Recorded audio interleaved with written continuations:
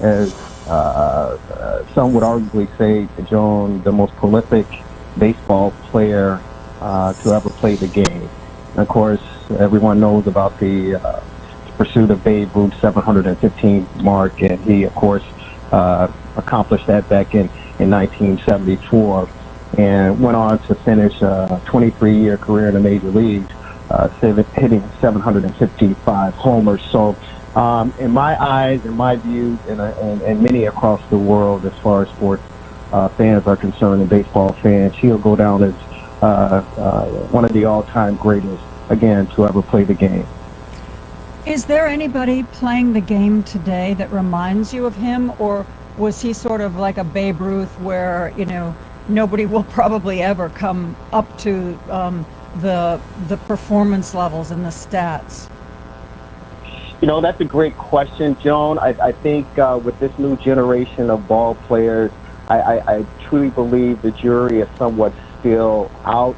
I think locally we can look at the White Sox with Tim Anderson, the enthusiasm, the love, and the passion that he brings to the sport. But overall, right now, I don't think that there is an individual playing the game today that could compare to what Hank Aaron meant. And you know, no disrespect to this generation of ball players and what we're experiencing today, but when you talk about the accomplishments of Henry Hammer and Hank Aaron and the time that he was playing the sport, you know, there was so much racial tension, you know, in this country.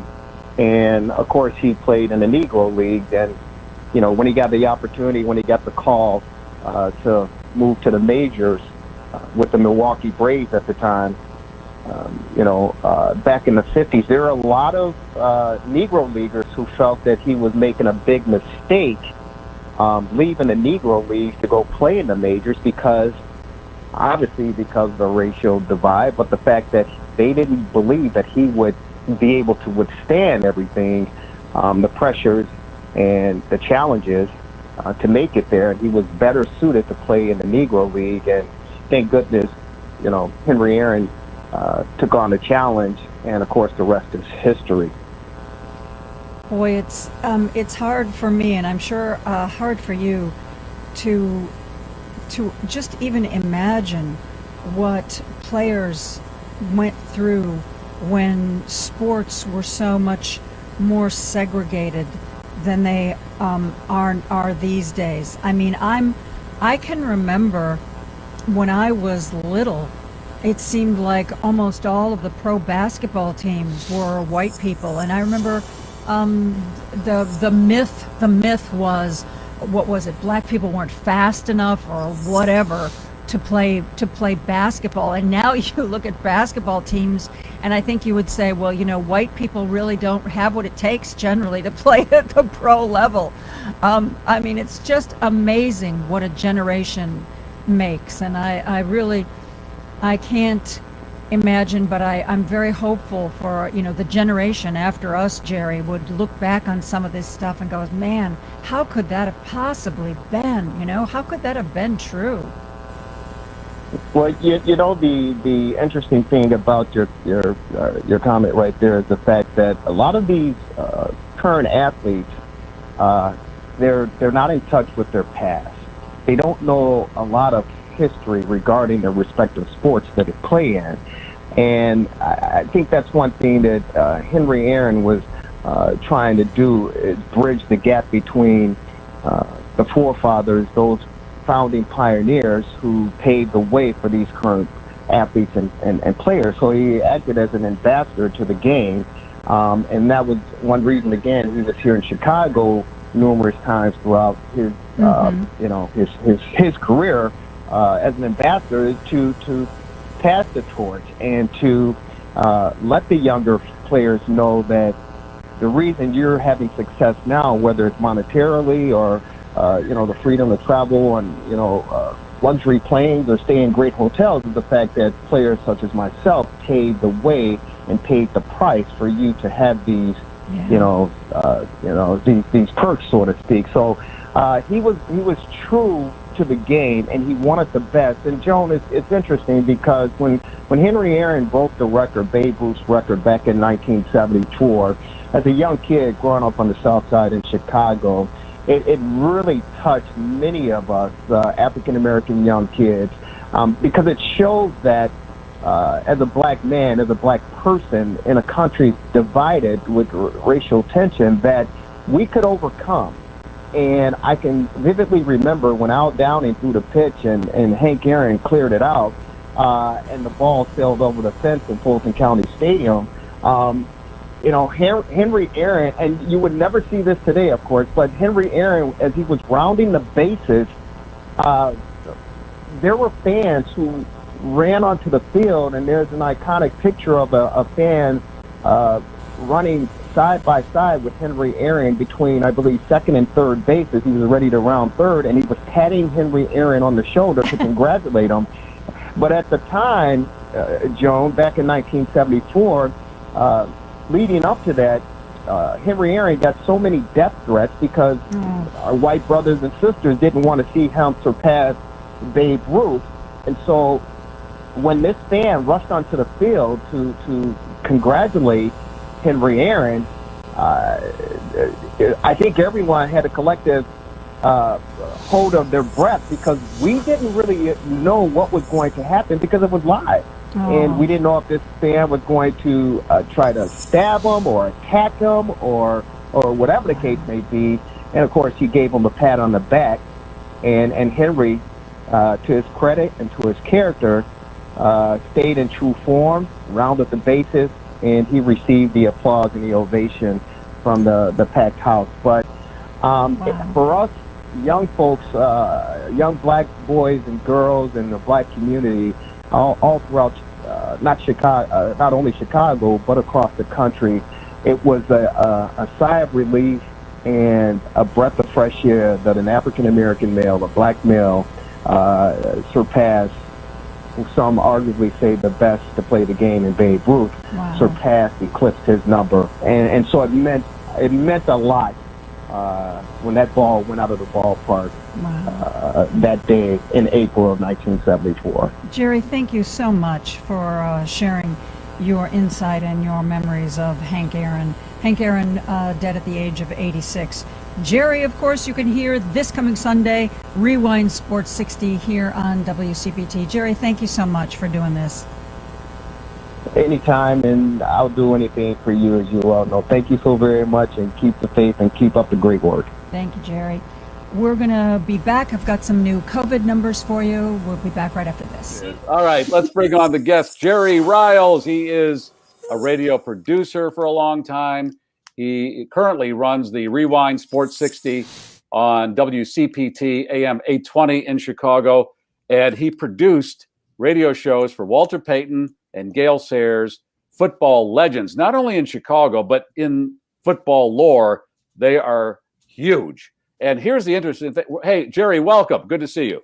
Good to see you, Gary. Thank you so very much. It's a pleasure and an honor to join you. Here's the weird thing, and producer Alan pointed this out. This is the 34th live show. And what was Walter Payton's number? You got it.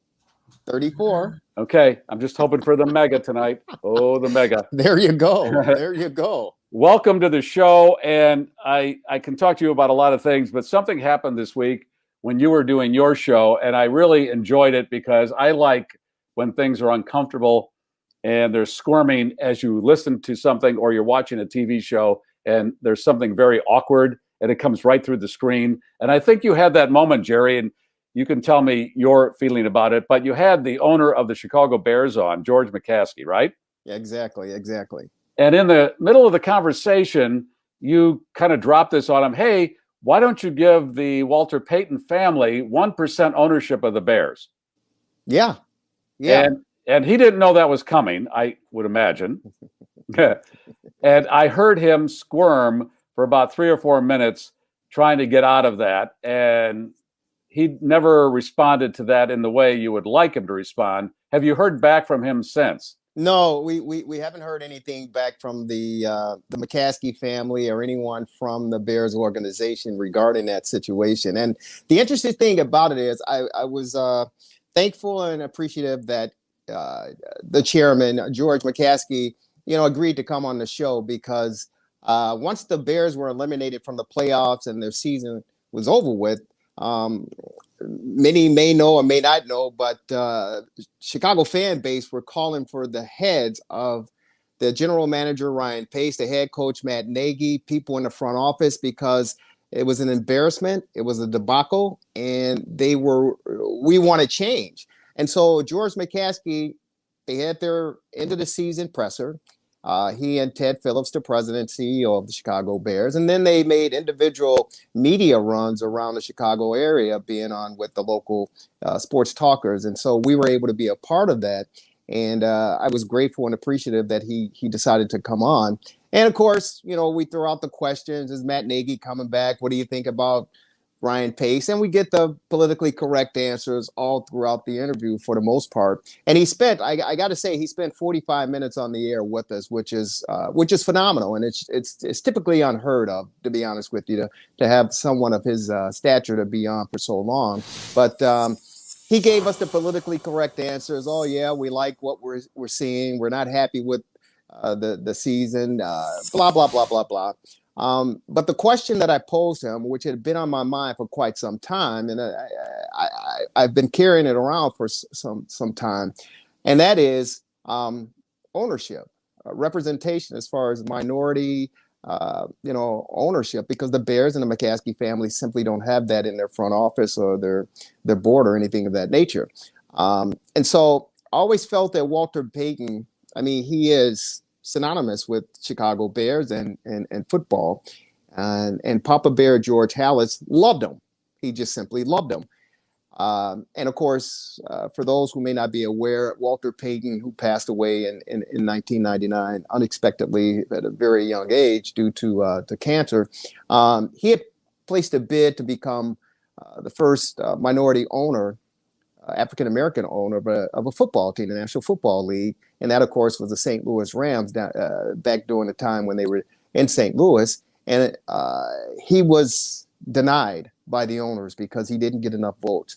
And Walter was simply devastated. He was literally simply devastated and crushed that after all of his contributions and hard work and dedication and loyalty and passion for the sport, that the owners turned a blind eye to his requests. And of course, he's no longer with us. So it's been sticking with me. And so I took advantage of the opportunity when George McCaskey came on. And after listening to all of this politically correct answers, I said, well, let's step out and tell him and ask him and see what he says. And initially, Gary, I was looking for 24% of the Payton family to be owners of the Chicago Bears franchise, but I knew it was a little bit too far outlandish. So I said, well, let me settle for 1%. And so when I posed the question to Mr. McCaskey, to George, as you just shared, he started backpedaling and he started, praising the Payton family and the contributions of Jarrett, the older son of Walter Payton, and of course Brittany, his daughter, and Connie, his wife. And he never answered the question that, that's something that we would look into. That's a great idea. None of that. And so my job was to get that out there. And I told him in the interview, hey, listen, it all starts with an idea. You put some legs on that idea, get some people around that idea, discuss it, marinate on it, and you see what happens. And as of a week, we haven't heard anything. So I was just happy that I had the opportunity to put that question to Mr. McCaskey. Do you think he thought, well, you ambushed me. I was not expecting this, and there's no way I could answer it with, oh, yeah, we'll give the Payton family 1%. I understand that. He can't make that decision on his own, I'm sure. But I can't imagine them. Well, here's the thing. Let me go back. This is something that they should have done on their own. I just think it's good karma. I believe in good karma. I think it's something the Bears should extend to the Payton family and say it's 0.5%. The Bears are worth, I think, $3.5 billion. Right. That's their value. Right. I don't think it's going to kill them if they give the Payton family 0.5%. Walter Payton was iconic to the Chicago Bears and to football. And they should use that as okay, the team has been crap for many decades. It's not just this last season. And they've been hemming and hawing about why it's bad and all this. But it's time to just do something that makes it all kind of feel better, and just do something in this department, because the team could be crap for another who knows how long. Yeah. Gary, that's a great assessment as far as this team is concerned. And to answer your first end of the question, I didn't take it as if he may have thought that I ambushed him, for the simple fact that he had spent 45 minutes on the air with us. And prior to coming on with us, I did ask him, is there anything that we should stay away from, or you don't want to address or discuss? And it was open forum for him. So I don't think that he felt ambush. I think he was certainly caught off guard, because we were going along with his Q&A as far as the politically correct answers to all the questions that we were asking. But I think he was surprised by the question in its own right. And I guarantee you, well, I can't guarantee you because my wife always say you can't guarantee, but I say 99.9% certain that he took that question back to Virginia McCaskey, Ted Phillips, to the people in place, and said, we need to think about this and kind of evaluate this thing, because the great Mike Singletary just interviewed for the defensive coordinator position for the Bears this past week. So that was an indicator for me that they're thinking about this. But as far as the Payton family getting a piece of, and you're right, 0.5%. It doesn't matter if it's 0.5%, 1%. I thought 3.4% for 34, whatever the case may be. This is something that the family themselves should have addressed and made happen. They didn't. It didn't happen. I think it's a step in the right direction for them, and it's something that they seriously have to consider and think about, for the simple fact that what Walter Payton means, not only to the city, but to the sport itself, the National Football League. And when you have the Man of the Year award every year to remember, in my opinion, the greatest football player to ever lace them up, the least that the Storybook franchise could do is talk to the family and ask them. They may not even want it, but ask them. We would like to give you 1% ownership of this team. There is no black ownership in the NFL right now. That's exactly right. I mean, you have, I think, a minority owner, but no African American. Garry, there are 6 head coaching positions open after the season, right? There's one more job to be filled. That's down in the Houston Texans. None of the 6 positions that have been filled were filled with African Americans. One by a minority, but none by African American head coaches who are looking for an opportunity. So as far as ownership is concerned, certainly there are no African American owners in the National Football League. Let's go back to when Walter Payton wanted to get the St. Louis Rams. How qualified was he as far as what you need to own an NFL team? Well, from what I understand and recall, he had a substantial amount of financial backers, powerful financial backers who were willing to put up the money. And of course, as we all know, at the end of the day, money talks, BS walks, as they say. But Walter Payton was positioned and had some serviceable individuals in his camp, to respectable and credible individuals in his camp, to make the push forward. Because one thing about Walter, he was always prepared, and he did not want to go down this venture without making sure that all the I's were dotted and the T's were crossed. He was positioned, and he felt that the package and proposal that they had put together as a team was worthy enough for these owners to vote in favor to give him this team. And here we are 20 some years later. Has there been any other black individual who wanted to buy an NFL team and couldn't get there in the same way Walter did? Right. No, there hasn't been any, to my knowledge, there hasn't been any other African-American businessman or interest that wanted to put up money to get a football team in the National Football League. And it's unfortunate. It scares me, Garry, the fact that it's 2021 now. We're still talking about, the inequalities and racial justice and everything that's going on in this beautiful country we call the United States of America. So it's really so disappointing and sad that we still have to even discuss these topics. And, when I was a kid, growing up on the South Side and, watching these teams and watching Walter Payton, and then getting the opportunity to work with Walter Payton and get to know his family and Jared and Brittany, and to still see in 2021 that there's no representation or anything outside of the Man of the Year award to honor Walter Payton. To me, as a fan, as a Chicagoan, as an African American, it's almost a disservice. Yeah. It's really a disservice. Steve just texted in and said, I think he should own 100%. His family should own 100% of the Bears. I mean, again, it's just good karma. I mean, for what he did for the Bears and the city of Chicago, it's a feel good for everybody. And I know a lot of these sports owners in all sports, it's a weird club, because I remember that Mark Cuban wanted to buy the Pittsburgh Pirates because he's from Pittsburgh, and they locked him out because they have their own little weird orbit, and they don't want anybody that's remotely not into whatever that weird orbit is in their orbit. Yeah. And here's Garry. Here's the scary thing about all of this. Ted Phillips, who is the CEO president of the Chicago Bears, who's been with the team for 20 plus 30 years. And I understand he's a very intelligent man. He's very good with numbers and money, having gone to Notre Dame and Northwestern. But the Bears family, the McCaskey family, and the organization put more stock in Ted Phillips than they actually do the man who helped take that franchise to the next level, to their one and only Super Bowl. And Ted Phillips has never run the football. He's never thrown a pass. He's never thrown a block. He's never lifted. I don't know if he's ever lifted a weight, but he's never contributed on the field the way that this man, Walter Payton, has.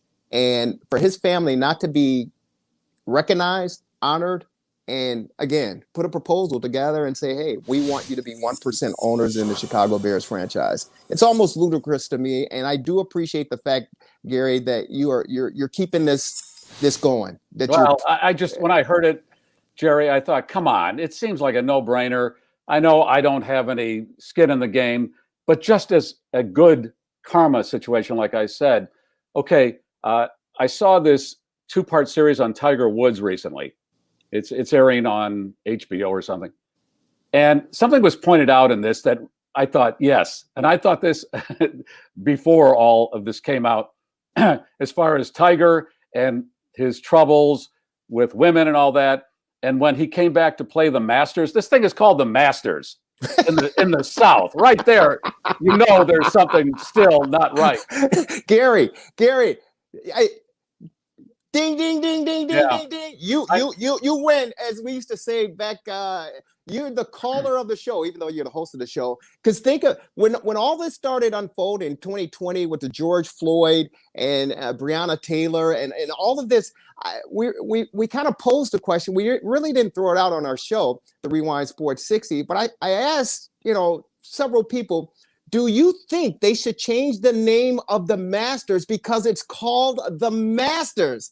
And I got the response of people kind of like frowning upon me, like, no, you can't do that. I go, but you have to understand, when this game came about, when this tournament came about, they only just recently allowed women into this country club atmosphere, and it's called the Masters.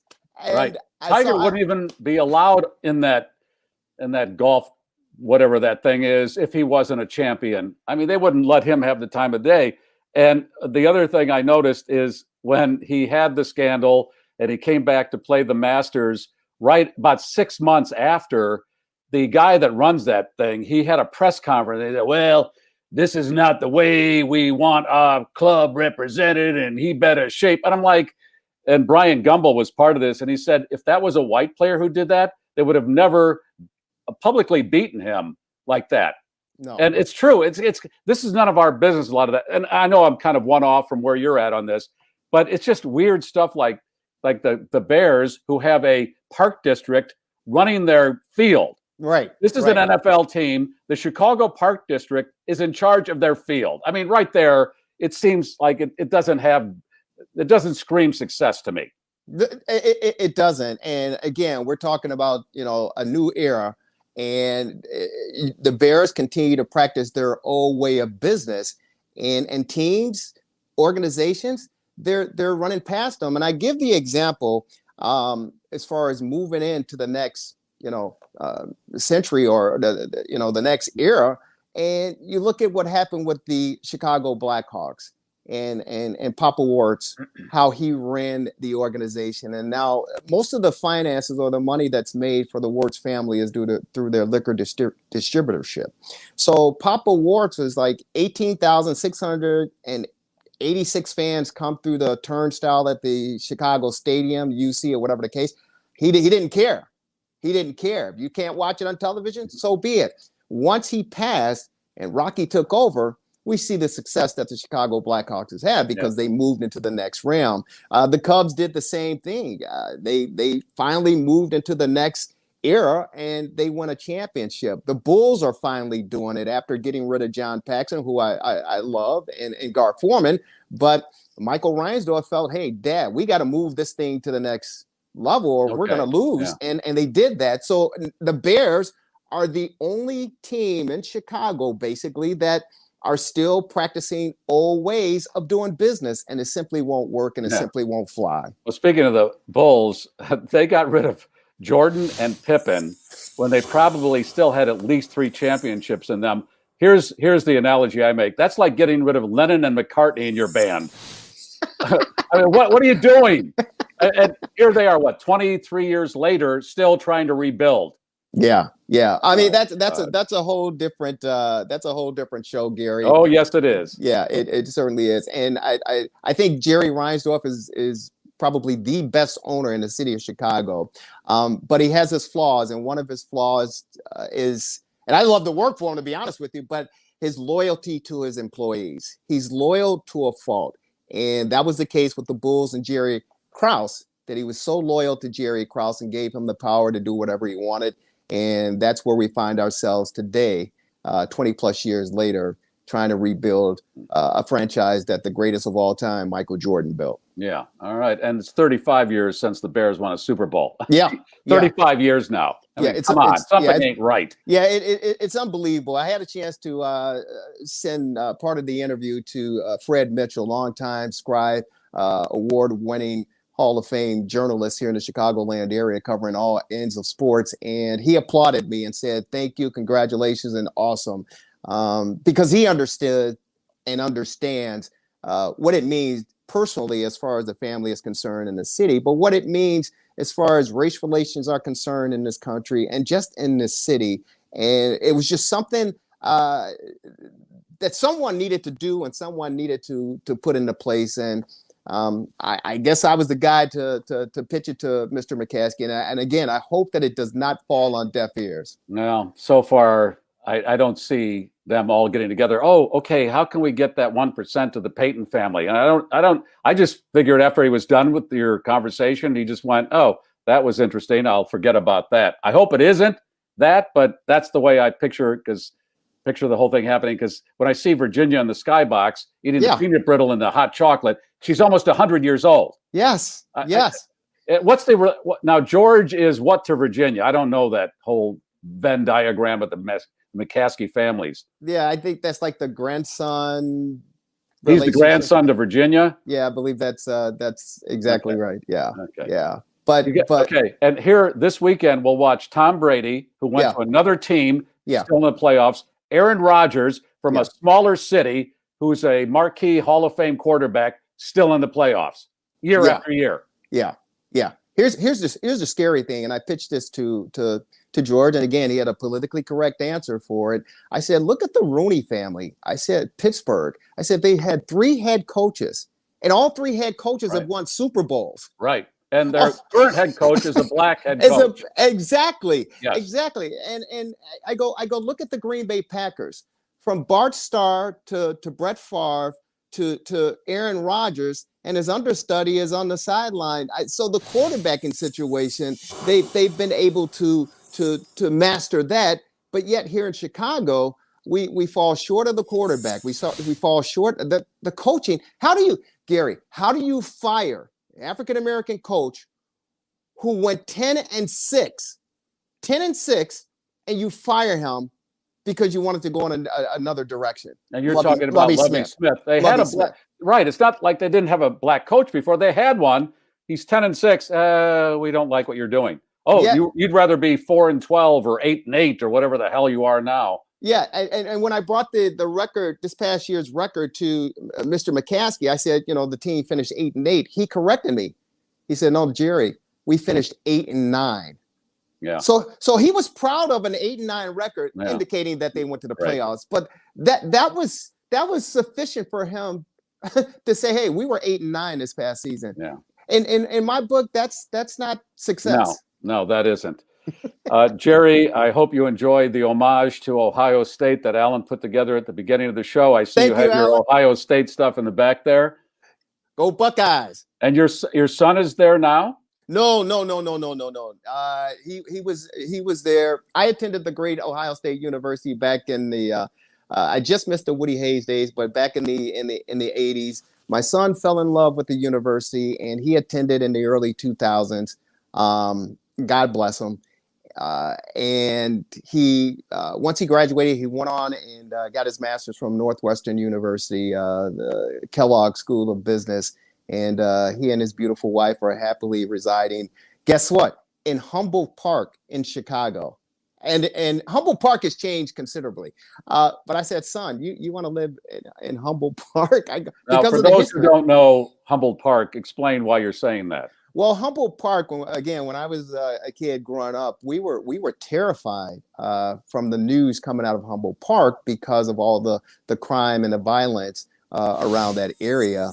But over the years, Mayor Daley, the son, he was able to get in there and clean some things up. And of course, current mayor Lori Lightfoot is trying to spruce things up as well. So the neighborhood has considerably changed, but back when we were growing up, it was really, really a challenge just to even drive in the area, but it's changed considerably now. All right. Jerry, we will talk down the road. If you hear from George, I'm not expecting that. Maybe you are. We'll talk again about this, but keep it going. I love the idea. Oh yeah, we'll certainly keep it going. I thank you so very much. It's a pleasure. And if we don't hear from him, that's fine. But I truly believe, and again, with Mike Singletary getting an interview as a defensive coordinator for the Bears, to me, that's an indication that they're thinking about it, and it's a step in the right direction. So we'll certainly keep you posted, Garry. And thank you, and keep up the great work that you're doing. Thank you, Jerry. Appreciate it. Jerry Riles, ladies and gentlemen.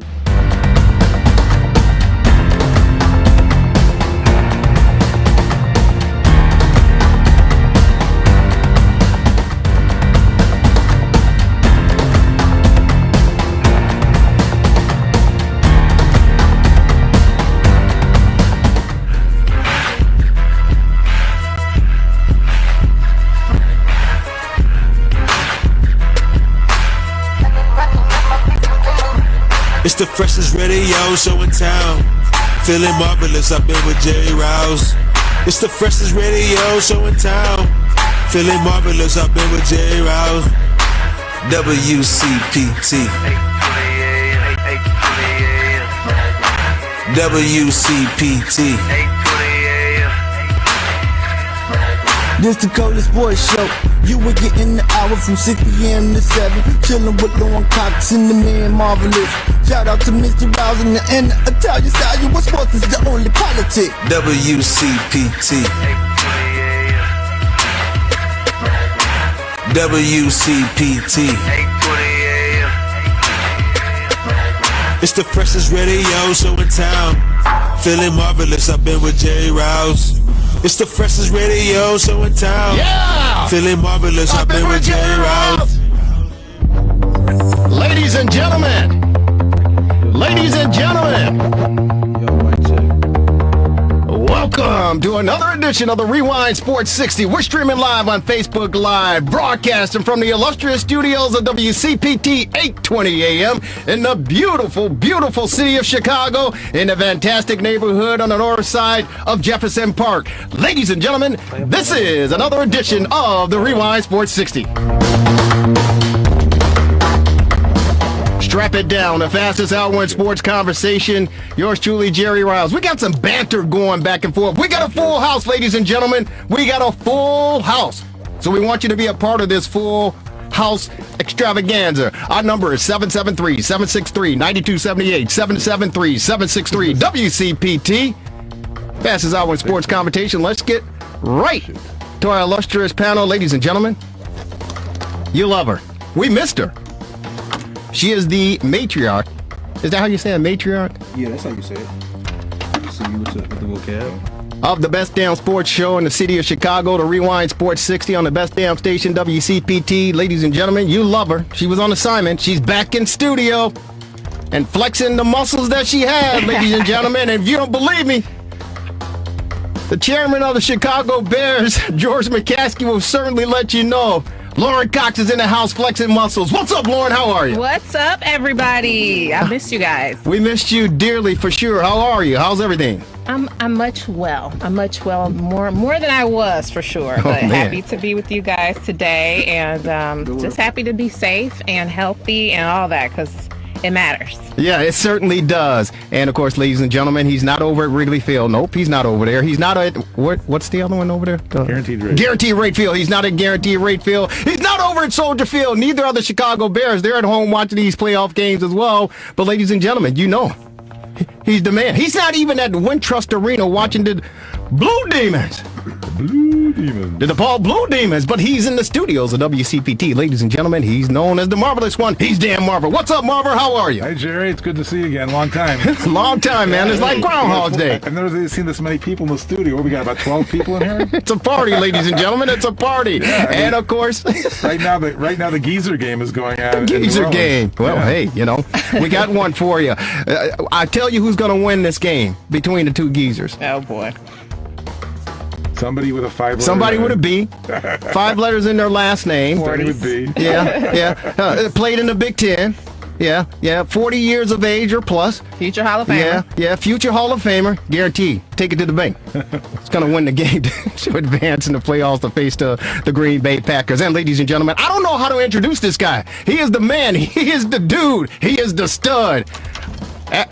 I really don't know how to introduce this cat because, you know, it's some political stuff going on. Last week, I introduced him the normal way that we normally introduce him, and I later found out that was code for something, man. So, dude, Quentin Dent's in the studio, former 10-year NFL veteran. What's up, boss? How are you? What's up, bro? Hey, man, how am I supposed to introduce you now after what? What happened last week?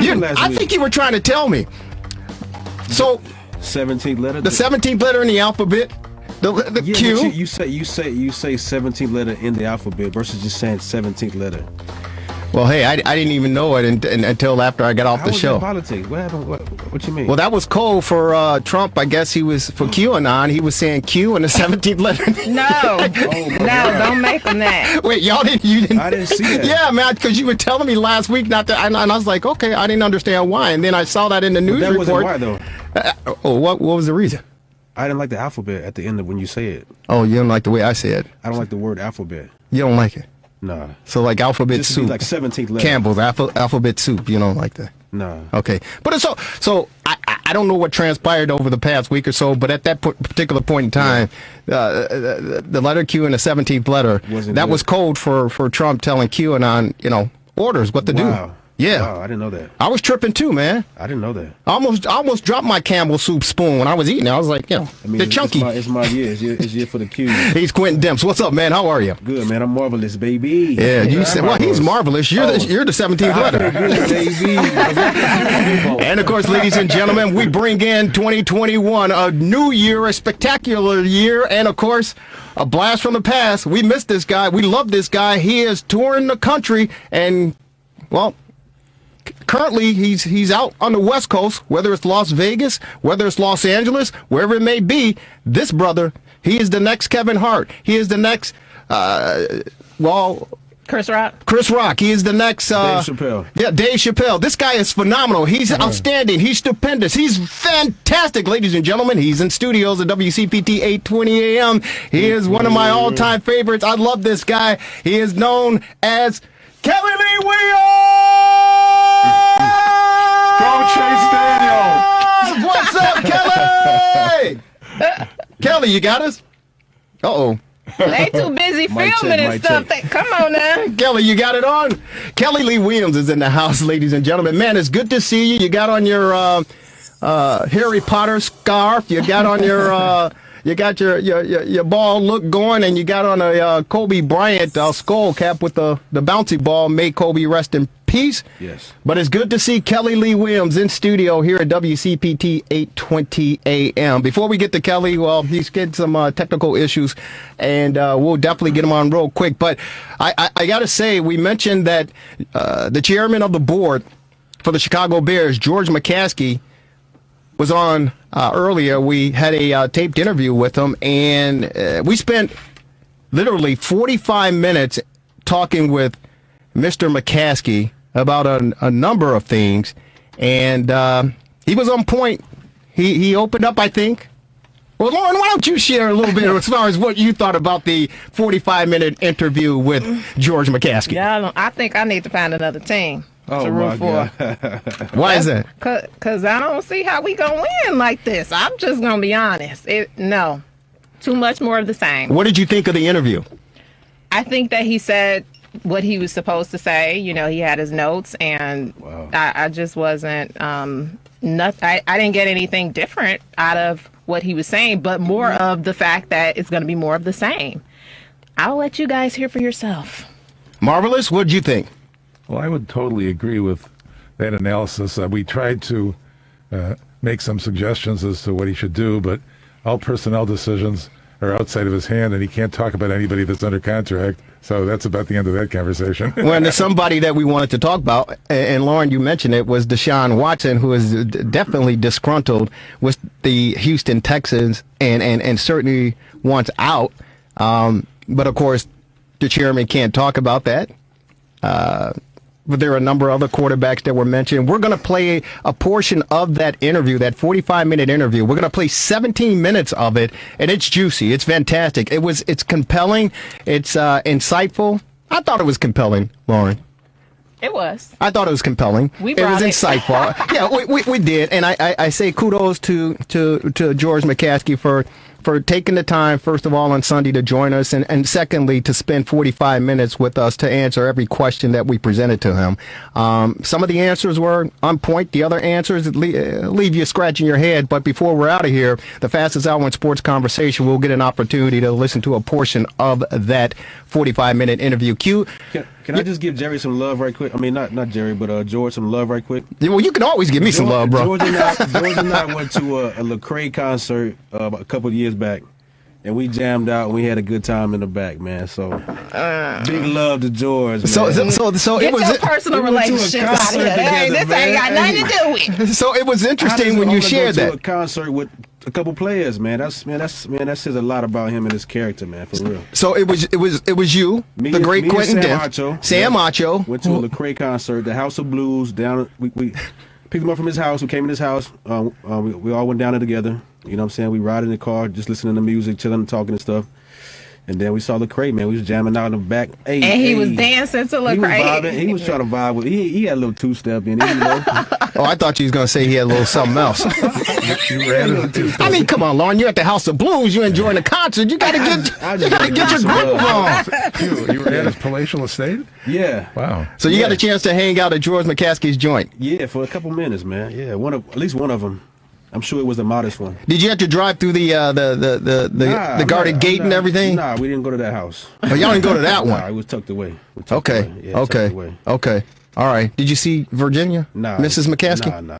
Dude, I didn't know this, and I don't know if she's Well, I guess I can say it. He said it. Yeah. 98 years of age. Crazy. That's crazy. That's crazy. No excuse. We all can work and do what we got to do. And she doing what she doing in 98. I don't want to hear no excuse. Let me tell you something. I hope that I can make it to be 98 years of age and I can work, believe me, because, you know, I don't want to be eating. If I'm eating oatmeal, Lauren, I want it to be my choice. if I'm eating oatmeal at 98, I want it to be my choice. Kelly Lee Williams! Hi. Where is he? Tap in. Oh, he's over there. Yeah, that room's dead. Hey, man, how are you? Dead room. I'm absolutely fine, Jerry. It's awesome to be here. Sorry, I'm on Quentin Demp's mic. I'm on the mic with Quentin Demps. Hey. No, dude, I am a Bears fan from way back, all the way back. Late '85 Bears. And before that, Walter Payton, man. It's just an honor to be sitting here next to you, dog. Because I know that when you get you put on that uniform, you put your heart and your soul on that field. Absolutely. And every single one of you do that. And just to be sitting next to you, dog, I'm like, I feel like a football player. Not quite, not quite, but I feel a little bit. I got you. So, Lauren, it's great to see you. It's great to see Marvelous Jerry. Man, I am so proud of you.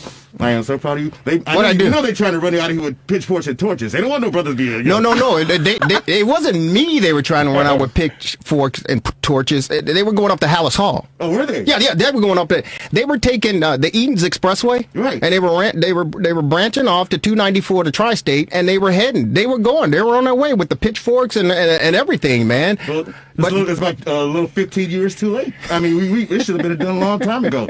We still need to be doing it. Are you kidding? Right now, there's an actual quarterback available right now, Deshaun Watson, right now. I mean, the one that the Bears should have drafted. They should have drafted. Here's your chance, but they're not going to get him. Eric Bieniemy, best signal caller, he's available. It seems all these other loser franchises, they don't want to give Eric Bieniemy a try. Robert Saleh, really, Jets, incredible. He should be a head coach, the next head coach. Bears should go hire Eric Bieniemy, get Deshaun Watson. This is a freaking winning team overnight. Well, the thing about our interview with George McCaskey is that he said at point blank that the combination of Ryan Pace, the general manager, and Matt Nagy, our head coach, that they're did he use the word excellent? Yeah, I believe so. Glowing reviews. Yeah, he said it's an excellent combination to have those two.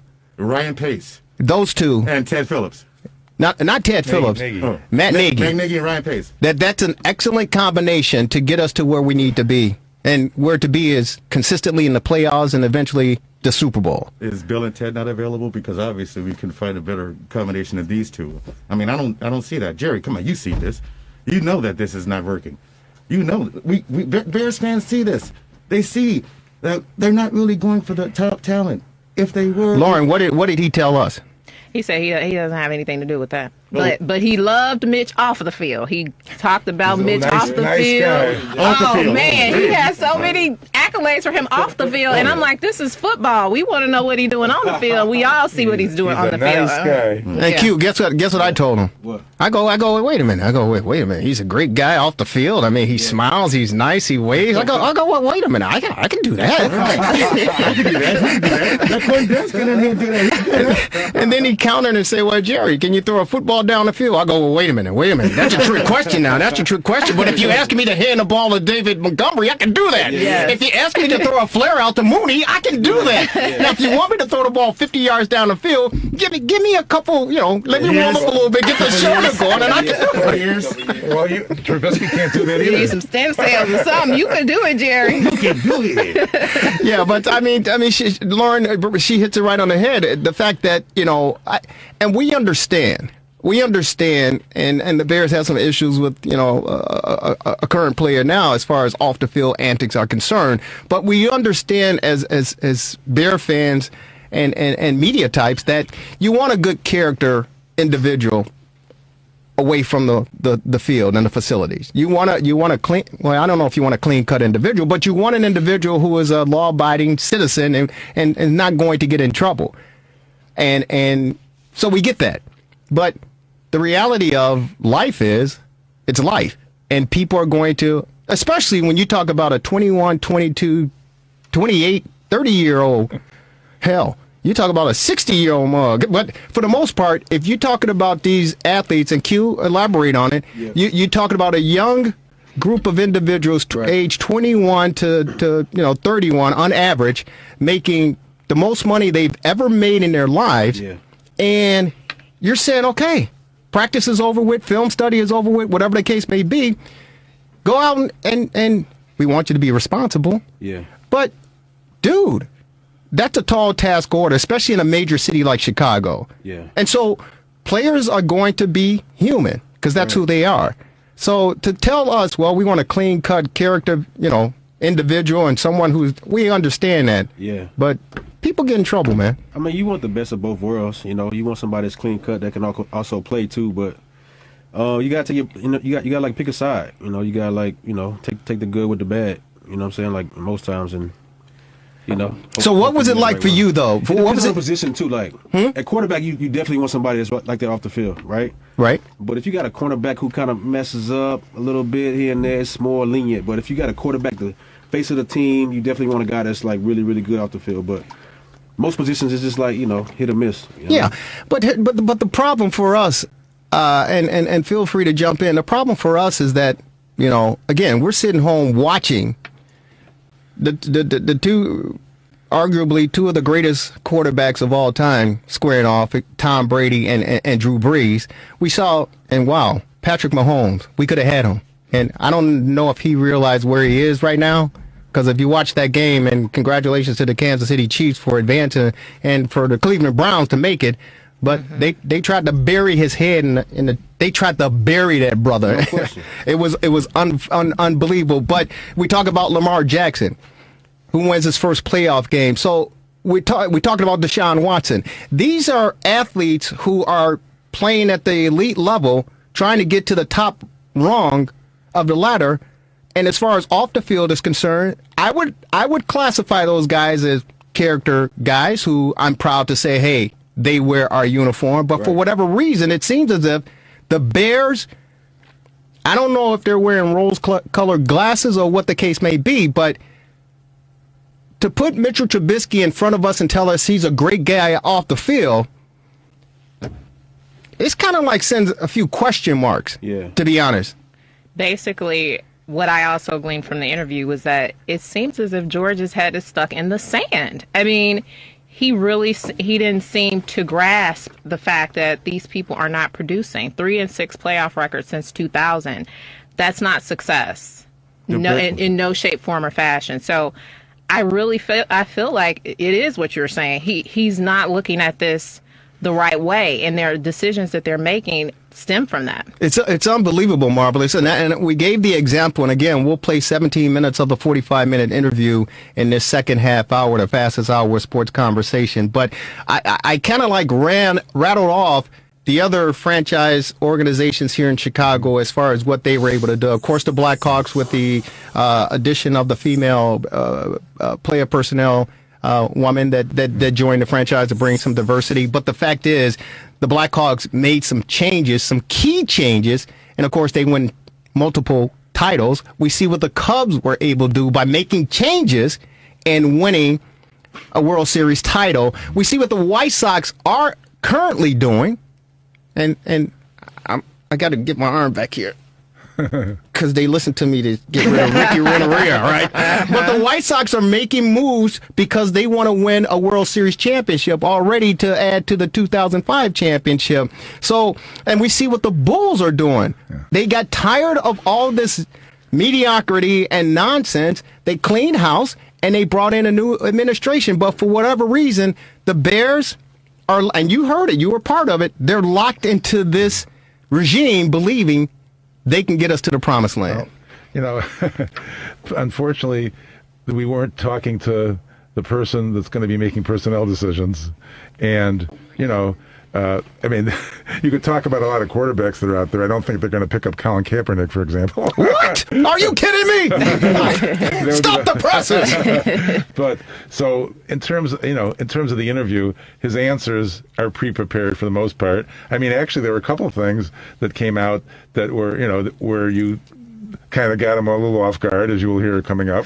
But so stay tuned for it. Nobody else had that. I'll tell you that much. Stay tuned for it. In general, he's been talking to the press all week, so it was just another day at the office for him. Yeah. As far as I'm concerned, the bottom line is they make money, so maybe it isn't that important to to do the things that need to be done, unfortunately. Well, I mean, that's the way it appears, and I believe the Blackhawks were like that before old man Wirtz passed away, and may he rest in peace. But when Rocky took over, we've witnessed a transition that led to a title, we were speculating multiple titles. What might happen at the point in time when his mother passes. Well, we're not looking. Again, God bless her, 98 years of age. That's fantastic, and we're not suggesting anything like that. Only thing I'm suggesting, and we talked about it, Q, is the fact that we're in the 21st century now. It's 2021.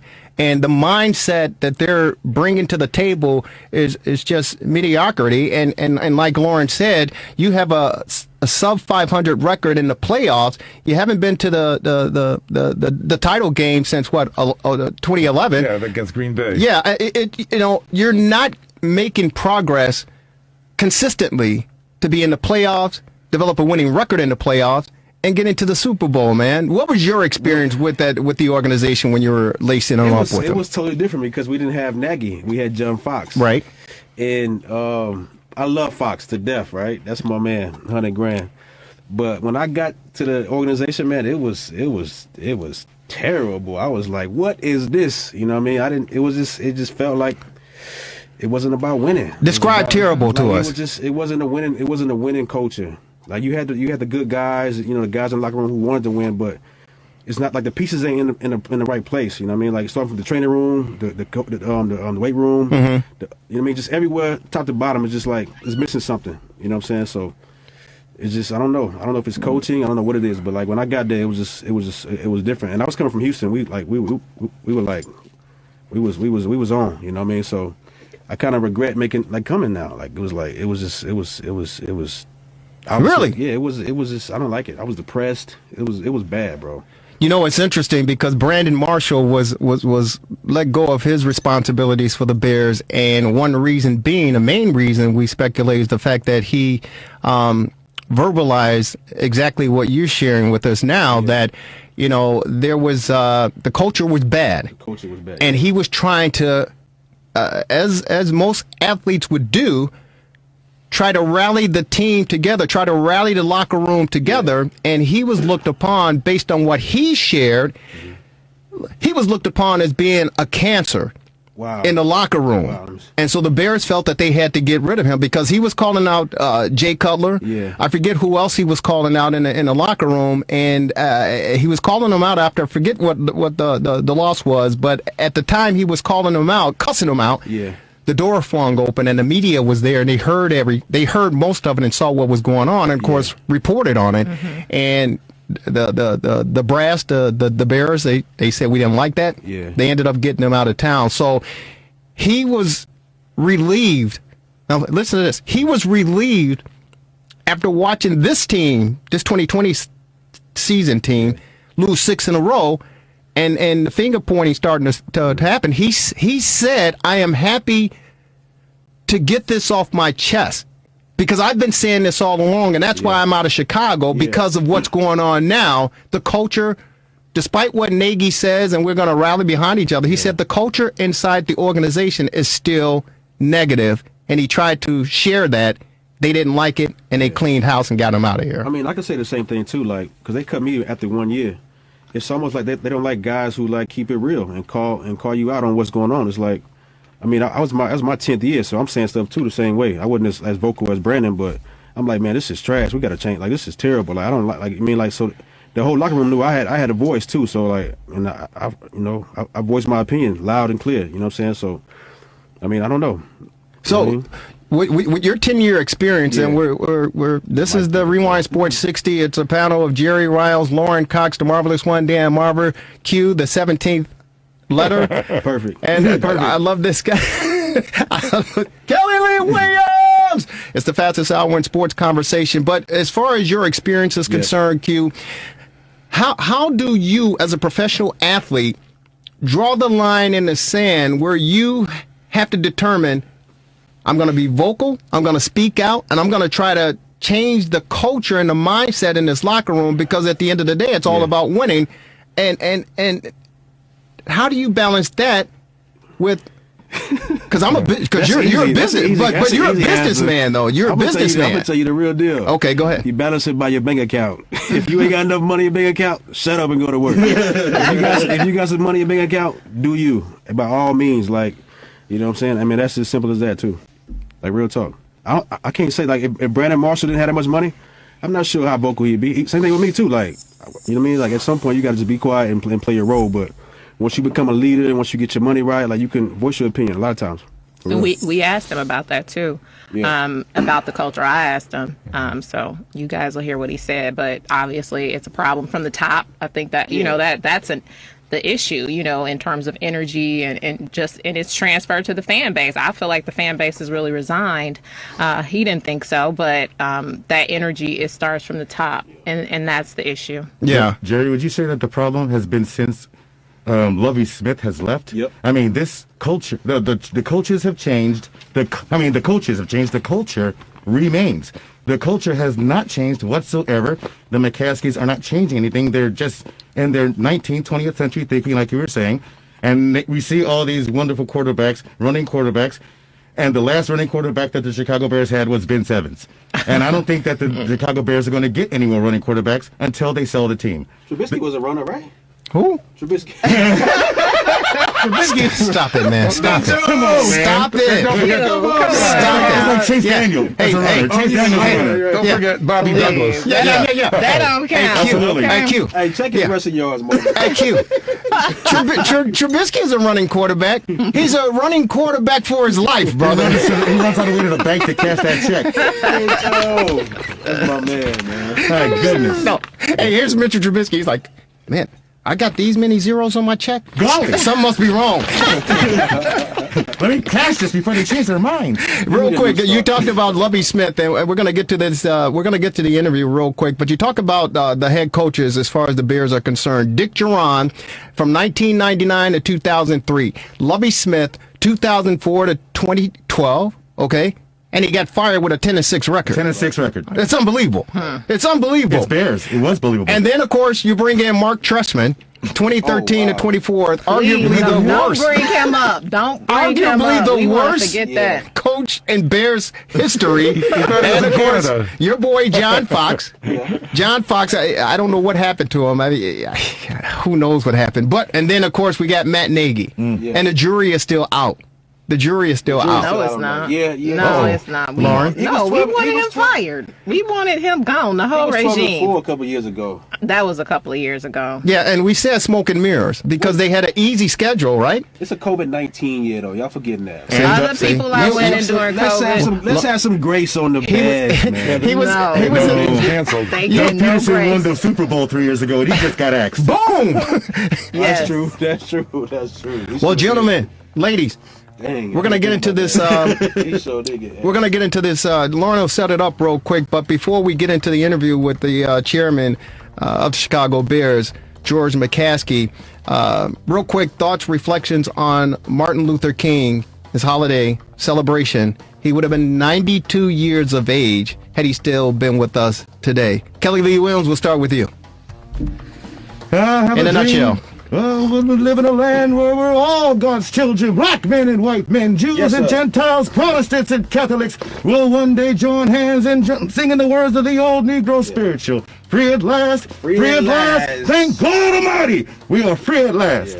Yes. Thank you. Q. Yeah. I was actually like jamming them on the way here. Like, I listened to a couple of speeches on the way here. He talks so good, like Yes. like he took his time and pronounced his words. Yeah. You know what I mean? So, rest in peace, man. Much love, much respect, for real. Marvelous. Well, I don't think his dream has been fulfilled yet. And I do an impression too. I have a dream. Come on now. Really good. All right, then. Next. Lauren?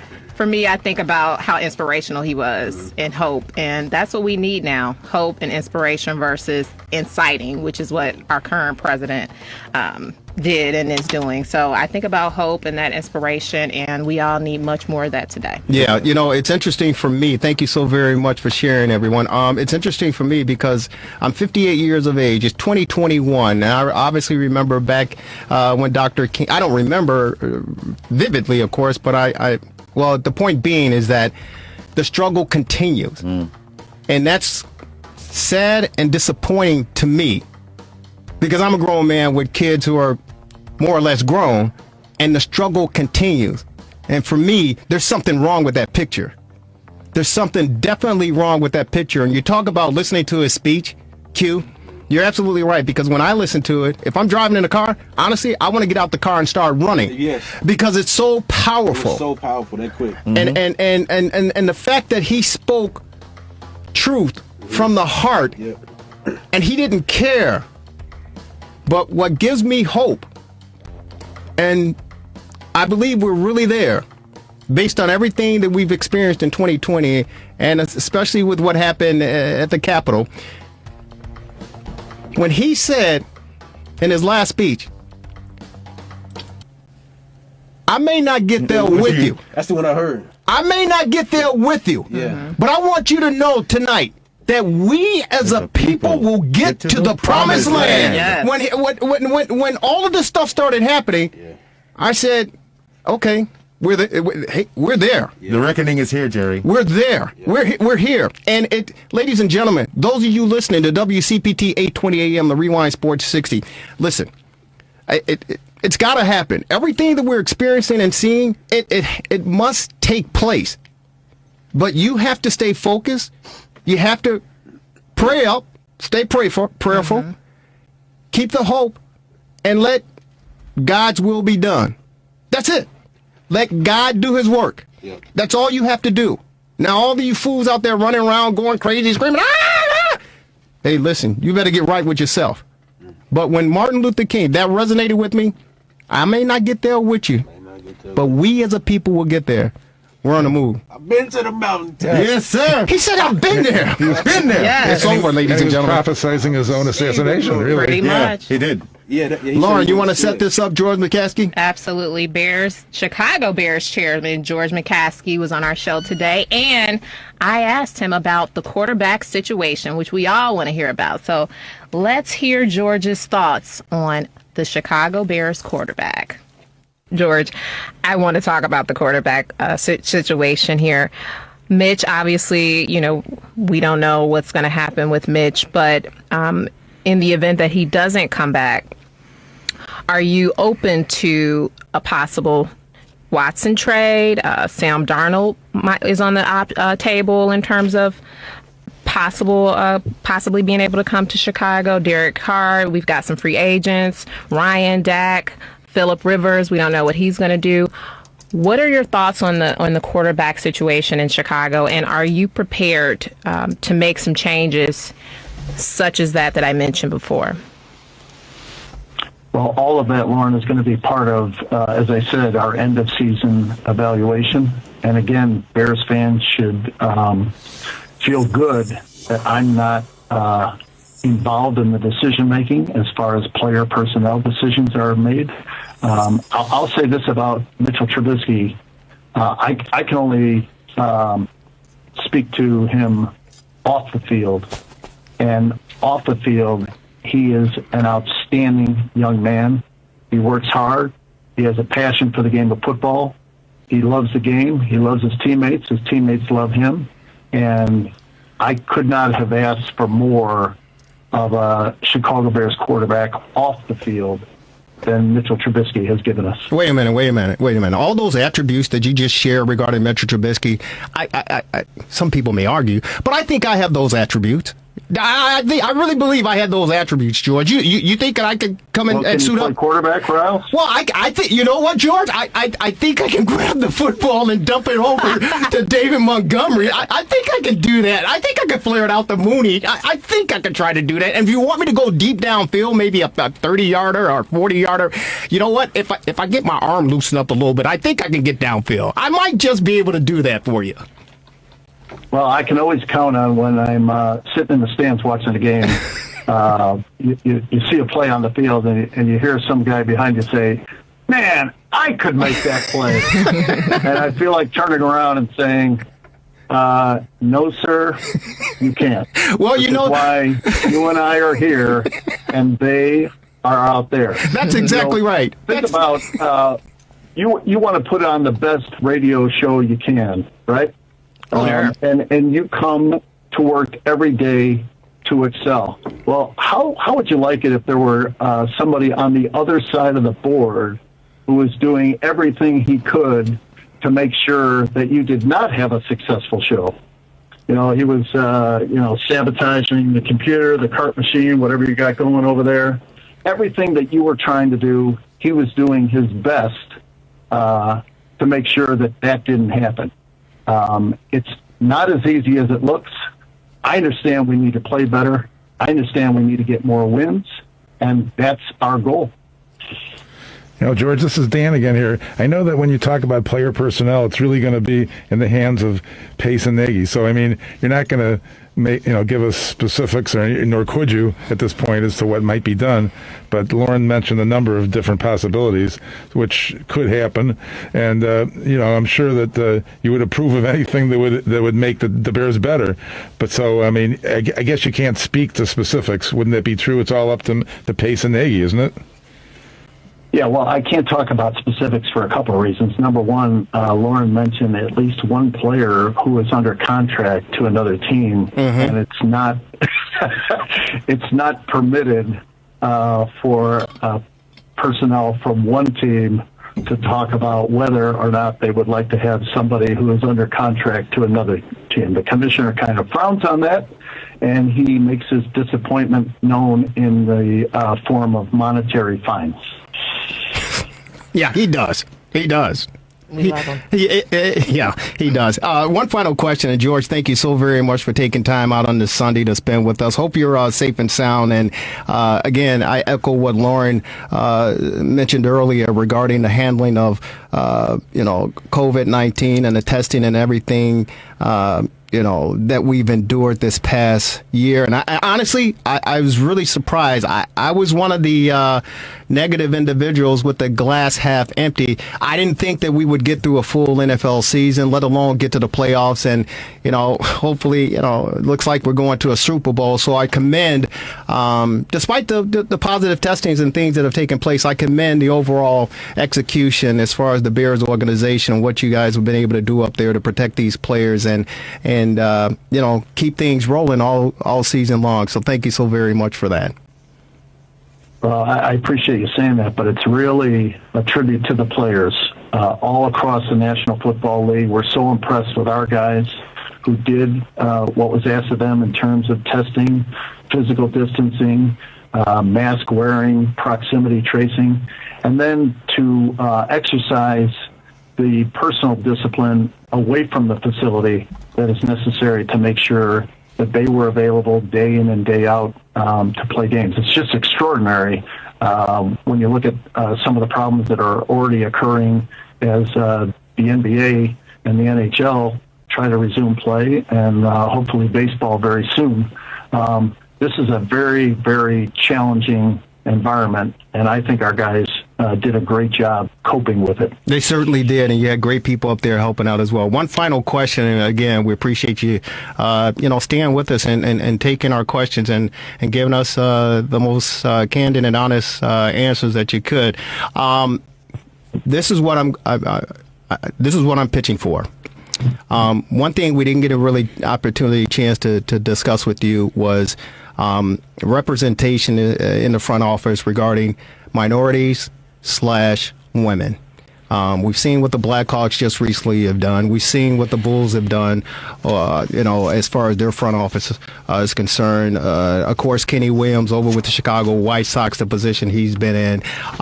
As far as the Bears are concerned, are there any thoughts to elevate a minority / woman into a decision-making role, whether it's assistant vice president of player, operations or whatever the case may be?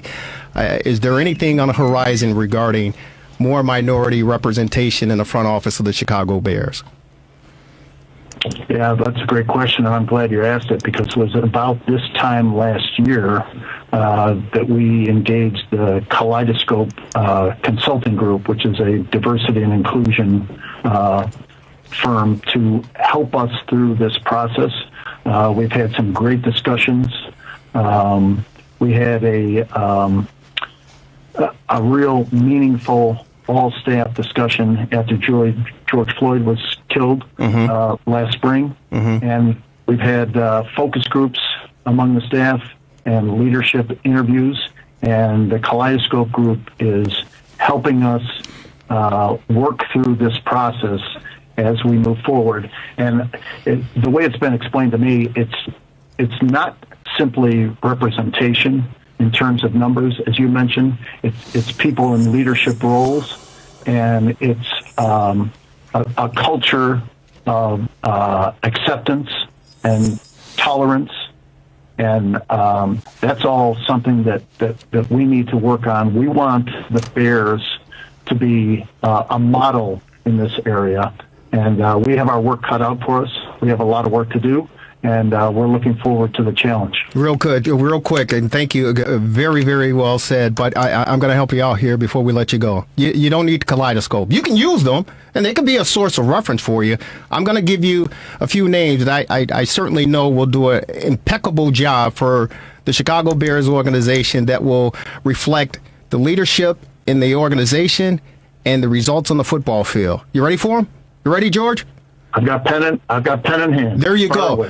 You know all of these people pretty much for the most part. Bruce Herron is the first name I'm going to give to you. Bruce Herron, and I'm serious about this because he's been interested in the past to work for the Chicago Bears, a former linebacker, number 51, back in the day, played with the great late Walter Payton, but he was interested in a player personnel position with the Chicago Bears. I don't know if you would reach out and extend a phone call to him and say, hey, we'd like to sit down and talk with you, maybe see if there's a assistant player personnel position for you or something of that organization. But I believe Bruce Herron, with his experience, with his knowledge, and his Chicago roots, would be a great candidate to at least call, sit down, talk with him, and pick his brain about moving the Chicago Bears front office organization into the next realm. And this is another one. The Payton family. I already said. Before you leave that candidate,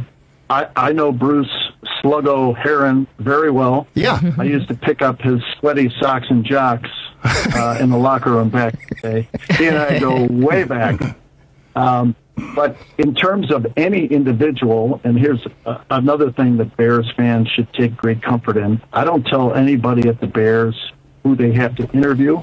And I certainly don't tell anybody at the Bears who they have to hire. Right. Sluggo's a great guy, but any candidate would need to be interviewed and selected by Ryan and his staff in the personnel department. Okay, well, just let him. But who's your next name? So here's the other one. Now you have to be sitting down for this one. You have to be sitting down for this one because this is the blockbuster here. Yeah. Here's the deal.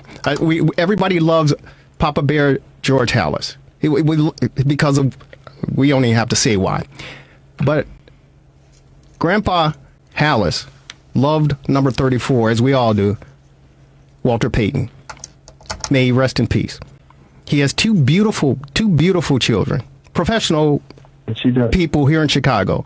Jared Payton over at WGN Channel 9, and Brittany, I believe, is she over at Fox or Channel 2, whatever the case may be. Listen, George, this is what I would recommend. Just me, Jerry Riles. I would seriously consider sitting down, Ted Phillips, sit down with Mama McCaskey, Virginia, and maybe drop a proposal to invite the Payton family in. You can even throw in Eddie Payton, Walter's brother, and offer them 1% ownership of the Chicago Bears, to have some type of minority representation for the Chicago Bears and the family. And even if it's at 1% or 10% ownership, and I know that's a lot to ask, but I believe in the contributions that Walter Payton brought to the team, the city, and of course the league, i.e., the Walter Payton Man of the Year Award. I think that's something that should seriously be considered with the Halas family and the Bears organization. And I would extend a proposal opportunity to the Payton family to entertain a 1% ownership in the Chicago Bears franchise. What do you think? Well, we think the world of the Payton family, Connie, Jared, Brittany, and so proud that they are still members of the Bears family after all these years. Just think the world of them. I can't speak for Brittany, but I know we can't afford Jarrett. That guy, his demands would be too. I'm kidding, of course. I have a great relationship with both of them. Mm-hmm. They're absolute naturals on the air, and just a great family. We think the world of them. Well, the one reason I posed that question, George, is the fact that you know that when Walter, before he left us, he put a bid in to become the minority owner of the St. Louis Rams, I believe, at the time. And the vote came in, and he was denied. And he was crushed. He was devastated. And many of us were, especially in the black community, because of what he brought to the game. But he was devastated and shocked that the owners around the league did not consider him to become a minority owner in the National Football League. And so, we talk some 30 plus years later. When did he pass? 22 years, I think, or somewhere around that time. But the point is, Walter. November 1st, 1999. 99, exactly. Those of us here who have followed this team since our infancy and our baby days, we truly believe that the Payton family deserves some type of representation or ownership in this franchise organization. I understand there's a lot that goes into it, but it all starts with an idea and a conversation. And so we want to just put that conversation out there for you, to marinate. And doesn't have to happen tomorrow, doesn't have to happen next year, or maybe a couple of years, but the point is that's a conversation I think that truly deserves a little more discussion based on what that family means to the city of Chicago and the Chicago Bears franchise. Yeah, I'm not familiar with all of the reasons that Walter's bid for a team in St. Louis was not successful. I know that we supported it 100%. Walter was a member of our board of directors so that he could be prepared for that eventuality if it ever came about. I'm sorry that it didn't, but Walter's place in the hearts of Bears fans and in our family is solid. I remember my mom, after Walter passed away, said that she and my dad promised themselves after Brian Piccolo passed away that they wouldn't get too close to a player again because it was too painful when Brian passed. And they were able to keep that promise to themselves until Walter Payton came into their lives. He just had an irrepressible personality. Once he decided that he wanted to be in your life, there was no denying him, and we're all the better for it. George, thank you so very much. We normally keep our guests 10, 15, 20 minutes tops at the most. The great Mayor Lori Lightfoot's been a half hour with us. You are well past that, and we want to thank you dearly for taking the time out of your busy I appreciate Sunday. all this time.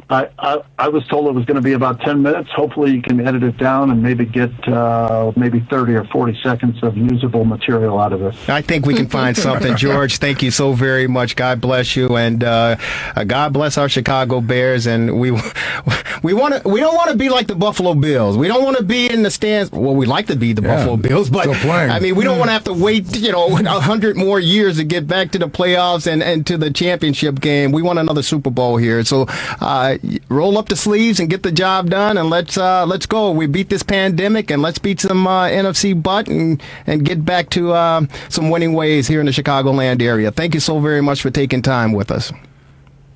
We understand the expectation. We're looking forward to the challenge. Go Bears. Go Thanks, Bears. George. Thank you so very much. God bless you, sir. Thank you.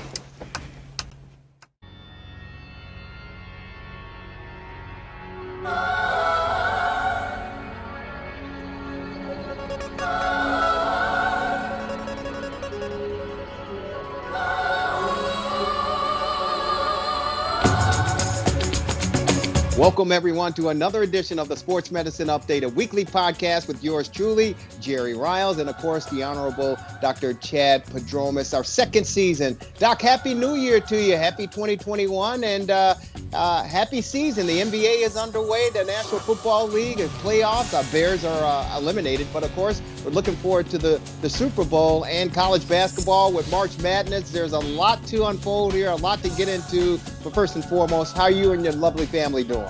Oh, Jerry, we're fantastic. How about you? We're doing awesome as well. And I can tell you so much, as far as this COVID is concerned and the pandemic. And, again, we continue to plow forward and see if we can get grip around this thing. But thank goodness for sports, because I know myself personally and a lot of sports fans around the country are happy that we get an opportunity every weekend to tune in to some sports, whether it's on Saturday, Sunday, and as far as college ranks are concerned throughout the week. So ecstatic for that. And we'll get an opportunity to talk more about COVID and sports. But I want to touch with you. The last time we had an opportunity to talk, we were discussing the NFL playoffs. And again, the Bears are eliminated. But we were discussing the thumb injury of the quarterback for the Rams. That, of course, Jared Goff, who due to injury to the fill-in quarterback, he got an opportunity to play. His team was eliminated. But the fact that he came back with an injury that was repaired a matter of maybe 10 to 14 days and get out there and perform, it was quite impressive. And you touched on it on our last podcast, but I wanted to follow up and get your perspective on what you were able to witness with Jared Goff's performance. Yeah, it's really amazing. And as I mentioned last time, the idea that you can have a structure, normally you fix a ligament and it takes a long time for it to mature, whether it's the thumb or Tommy John or ACL. And as I mentioned, the surgeon puts in a temporary structure to hold it while the biologic structure is healing. And it's remarkable. I mean, in the 35 years I've been doing this in practice, there's very few things I can think of that have altered an aspect of the field like that has. And so he, as you said, he got back to work sooner than he wanted. And even though they lost the game, he threw fine pretty much. And he said he was a little sore, but not all that much. So I thought that was just remarkable.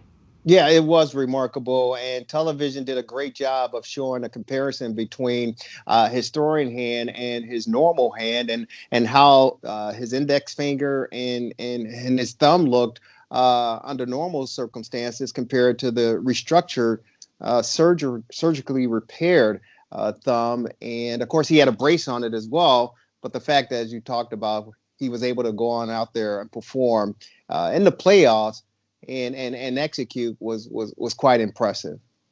Yeah. And, it's interesting. If you let your mind wander a little bit on this, this is a basic principle. So the doctor, Dr. Shin, calls it an internal brace.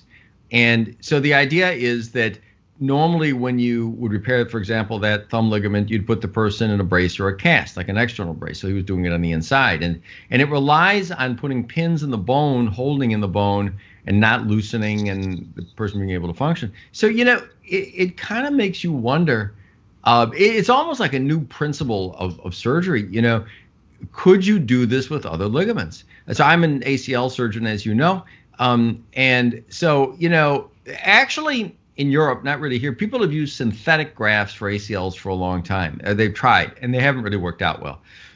So they're not used in the United States at all. I don't know that they're used much in Europe anymore. I think a little, but there was a period of time when people tried them. And there have been structures, going back to when I did my fellowship in Boston 35 years ago, there were people using carbon fiber to try to replace things. So as a permanent answer, synthetic substances have not been the answer. But, makes you wonder, when you fix an ACL, you make a tendon into a new ligament, and it takes a while. But makes you wonder: could you put a temporary ligament in there, like an internal brace kind of thing? Put a couple of screws in to the bone and stabilize the knee. I mean, because after you tear your ACL, most people get pretty sore and swollen, and it's variable from people, but it passes in a matter of weeks in general.